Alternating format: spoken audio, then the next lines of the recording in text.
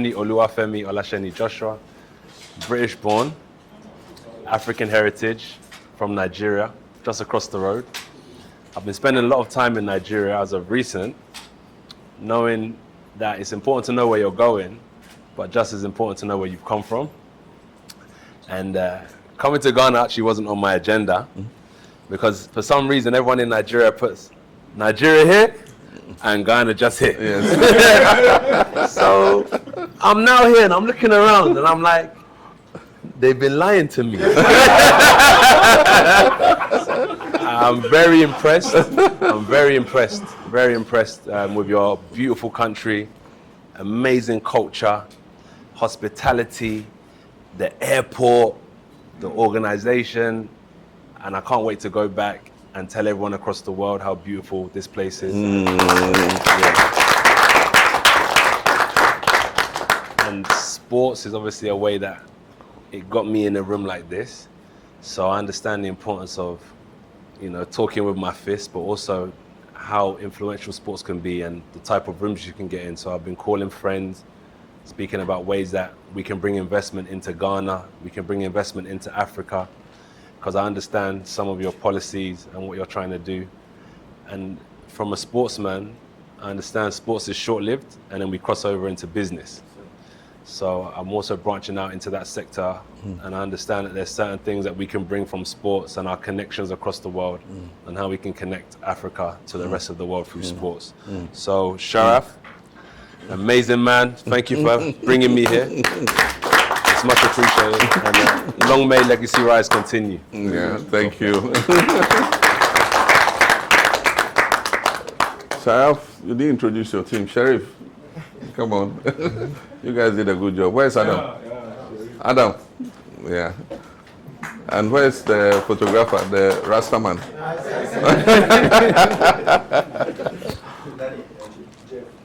Oh, yes. Great. Well done. Sports has been an avenue for social enhancement, and especially boxing. Introduced into societies where there's poverty and other things, we find that the talent exists, but because the opportunity doesn't avail itself, people live in poverty. But once a while, a champion, emerges from there, and he changes the face of his whole society just because he got the opportunity through a sport, either football, boxing, athletics, or something like that. All of us were young. Anthony makes me feel like when I was young again, during the Muhammad Ali time, after Muhammad Ali was beating, we all kept praying as young people. We loved him so much, we kept praying and wishing that he would come back and take his title. Makes me feel the same way, that, he'll become great again, he'll regain what he has lost. And all of us growing up would stay till 4 a.m. in the night just to watch Azuma fights in Australia. And so now one of the greatest fights is his fight with Jeff Fenech in Australia. We stayed up late, and it was one of the best fights I've ever seen. All of us were frightened when he agreed to go and fight in Australia, in Jeff Fenech's backyard. And we said, how can you go into the guy's backyard to go and fight? And he said, oh, it will be a teacher and a son lesson. A father and son lesson, and that he will be the professor. I borrowed some of his words during the campaign, and I said that we're going to take our own referee into the ring. And then when they asked him, who's your referee? He said, my fist. He said, if I punch the man down and he's down and out and can't get up, which referee is going to say he won the fight? So, Ghana has been known for boxing from our first republic. Floyd Robertson and all the greats. And people like Azuma followed in their footsteps. Unfortunately, over the years, things have gone down, and that's what we try to revive by setting up the Bukom Boxing Arena. It's actually an academy because it's got hostels, it's got classrooms and all that. And the intention was that will scout and look for young talents all across the country and bring them to live and train there and go to school at the same time, you know. And so we're going to have teachers teach them so that they don't miss on their lessons and all that. Unfortunately, after I left office, that dream, you know, was put on hold. But we have the opportunity to take it up again. My one regret is I didn't build it bigger than it is now. I realized that.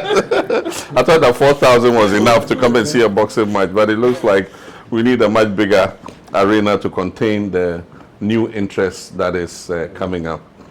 Sharaf has been interested in sports since he was a kid. And growing up at 5 years, 6 years, he knew every footballer. He knew how they played, who they played. He could comment on them. Not only the footballers, he knew their wives and their girlfriends. He knew the referees, everybody. And it's he and his brothers who made me start taking an interest in football. I mean, I've never really been a fan, you know, when it comes to soccer, but he supported Liverpool. His other brother supports Man United. And then Shahid supports Real Madrid. And I found my children, anytime their team lost a match, they lost appetite, they won't eat, they are moody. So I started supporting all their teams and praying that they'll win their matches so that it will lift the mood of the children. And so, of course, when he decided that he wanted to go into football, I decided to let him follow his talent. So he played football for a while, and then decided that no, he wants to shift into sports management. And so he started with football, but he took an interest in boxing. And so now both are his passion, boxing and football. But it looks like the boxing world is taking control. But it's a good thing because we believe that Ghana has a talent and we can raise some world champions. And I told Anthony yesterday, he came to join us in church yesterday. Of his own, he called Sharaf and said, "Where can I go to church this morning?" And Sharaf said, "Oh, my father is the MC in his church." And he came and joined us and sat through the whole service. Yeah, thank you very much. Yeah, so it needs, I told him he'll be our ambassador. It needs people like him, you know, to help to change the lives of young people. And so we wish him to be an ambassador for boxing in Africa and take that as one of one of the causes that he champions, that after him there will be a wave of young boxers at different levels who would also make Africa proud and change the societies from which they come from. And so we're happy to have you. You're an icon, very much loved in Ghana. And so people were very excited, you know, that you accepted to come. But Ghana is your second home. You are free to come anytime and visit. You want us to give you a Ghanaian passport, we'll give you. Of course. Yeah, but thank you very much for the visit, and thanks for the friendship with Sharaf. Yeah. As Nathaniel Atto rightly indicated, Ghana has been known for boxing, and I believe it was in that desire to keep Ghana up there that you saw to the construction of the Bukom Boxing Arena, which you commissioned in November of 2016. Indeed, it began picking up, but as I said earlier, we all saw what happened. The hostels that you put there, intending to turn it to a great academy, was used for something else. The pool has gone. It no longer contains water. But with your coming into office and the support you are giving every sector, the sports ecosystem has equally responded positively.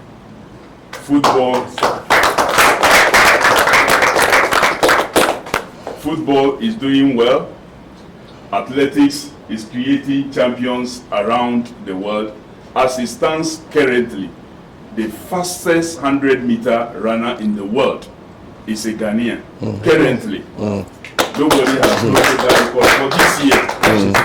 unless others join the competition and maybe break that record. But currently, the holder of that record for 2025 is a Ghanaian. But Ghana became the center of attraction Friday night into Saturday morning because some young persons, forward-looking, knowing that we are in the era of talents, have put together to rebirth boxing again. We were in Kumasi and did a small event, and the people of Kumasi were so impressed about what happened there. They didn't know something was being planned, even though a little indication was given there. Your Excellency, Friday, as I said, Ghana became the center of boxing. All key persons who mattered were here. The WBC officials were here. And that was through the initiative of our very young brother and his organization, the Legacy Rise Sports, and Amin Khan, putting themselves together and giving us a great show. Your Excellency, after that, people have said, well, you have achieved your objective too quickly, and so we must look for another construction that could contain 10,000 people. Because the 4,000 capacity could not contain them. People were standing all through from 7 p.m. to about 3 a.m. They were on their feet. Wow. They were on their feet. And what I want to add, Your Excellency, is that Anthony is a great icon, not just for Africa, but the world. He's seen what it is we are doing. And he says, well, my background, I'm from Nigeria, but you are doing something right. I will come and help and put Ghana to at the level it should be. He's giving clear indication that he will help any country that factor its people's well-being. And that is what we have exhibited, and that is what has brought him here to support his cause. This afternoon, he's here to pay a courtesy call on you to indicate that they support your initiative and will be there to support our cause. And we wish to welcome and thank him so much. Wonderful. Thank you, sir.